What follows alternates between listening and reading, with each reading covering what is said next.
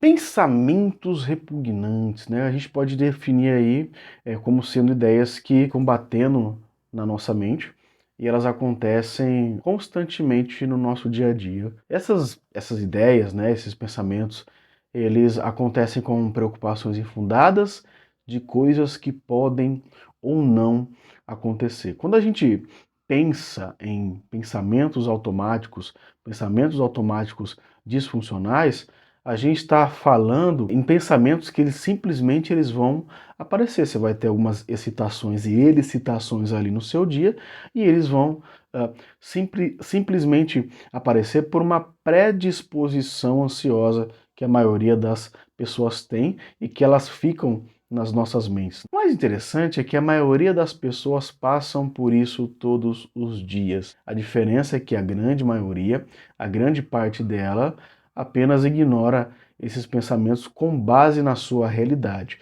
E quando elas ignoram esses pensamentos, a gente está pensando em uma ativação do córtex pré-frontal, que é aquela ativação de uma análise mais crítica, e essa análise mais crítica é a chave para você amenizar quase que instantaneamente esses pensamentos. O que acontece com aquele indivíduo que tem o pensamento repugnante, ou pensamento negativo, ou pensamento ruim, é que existe uma alimentação dessa evitação do pensamento.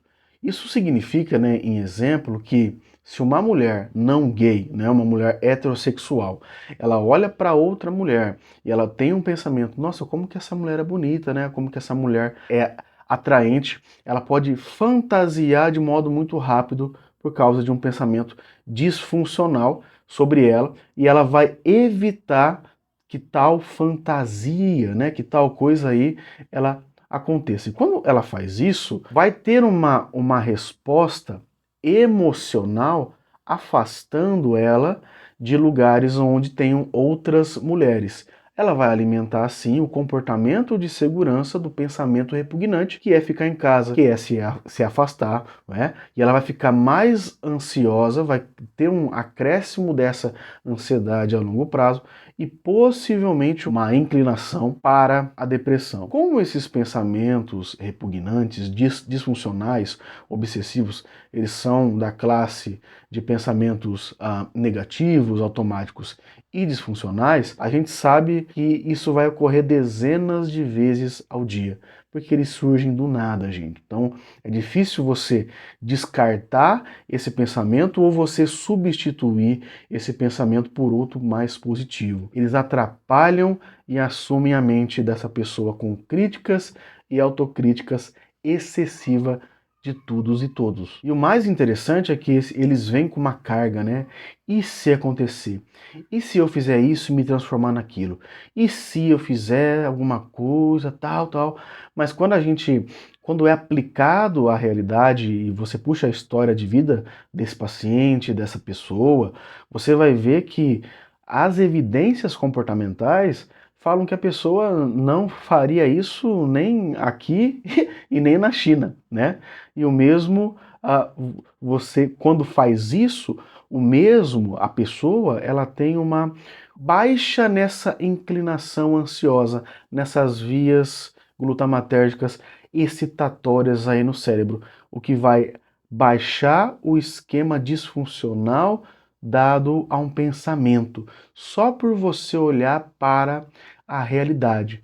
O ideal, quando pensamentos desse tipo vêm, né, quando eles vieram, é que a pessoa, ela, mesmo que ela fica com medo, ela não fica com medo, né? Mesmo com medo, ela não ficar com medo de se expor, não virar cara quando olhar para alguma coisa, né? Porque quem tem pensamento assim geralmente vira cara para não pensar, não fazer algo que sempre faz, né? Poxa, não vou fazer essa coisa aqui, porque o pensamento tá falando se eu fizer isso é porque eu sou tal coisa. Não, muito pelo contrário. Você vai lá e faz aquilo que você faz habitualmente. É não evitar a situação que já está sendo evitada. Quando você evita, você vai ter um momento de paz, vai ter uma baixa dessa ansiedade, mas a longo prazo você vai ter um potencializar, um estímulo maior desses pensamentos repugnantes, desses pensamentos disfuncionais. A exposição, ela vai prevenir com que você dê uma resposta disfuncional ao pensamento e o mantenha. Ao invés de você evitar, você vai enfrentar o medo. E o que ocorre é que a ansiedade, então, ela vai ter um pico de ação, vai abaixando, né? Conforme vai passando o tempo, ela vai abaixando. A ansiedade, uma crise ansiosa, por exemplo, você já tem relatos, você já tem artigos que falam que ela dura no máximo cerca de 20, máximo 30 minutos. E aguentar isso é a chave. Quanto mais expostos aos nossos medos nós somos, a gente olha a realidade. A gente tem que olhar para a realidade e enfrentar essa realidade. E assim a gente vai entender, a pessoa entende, mesmo com esses pensamentos repugnantes, que esses medos, esses pensamentos, eles não têm fundamento. E quando você faz esse movimento, você ativa uma análise mais crítica do seu cérebro. Você desliga a amígdala cerebral, que é essa questão de fuga, que é essa questão de medo que nós temos no nosso cérebro, e aí a gente se volta para uma função mais funcional, né? Para um humor mais funcional, pelo fato da gente ter enfrentado aquele medo. A dopamina e a serotonina, estímulos e humor, elas ficam mais alinhadas com a realidade, porque os nossos neurotransmissores, os nossos neurônios também, eles podem, via neuroplasticidade, ser condicionado para um aspecto muito mais disfuncional. Quando a gente pega e vai para um aspecto mais funcional, alinhado à realidade, a gente não cria coisas na nossa mente, por mais repugnante que esse pensamento ele seja. Nossa, Gerson, eu pensei que eu estava fazendo um negócio lá com um fulano da minha casa, com um animal. É apenas um pensamento, é só um pensamento. Você não vai fazer isso, você não vai fazer mal para ninguém, porque olha a realidade. E é muito interessante você utilizar uma técnica, né, que de TCC, simples, que é você contrapor aquele pensamento disfuncional com a sua realidade.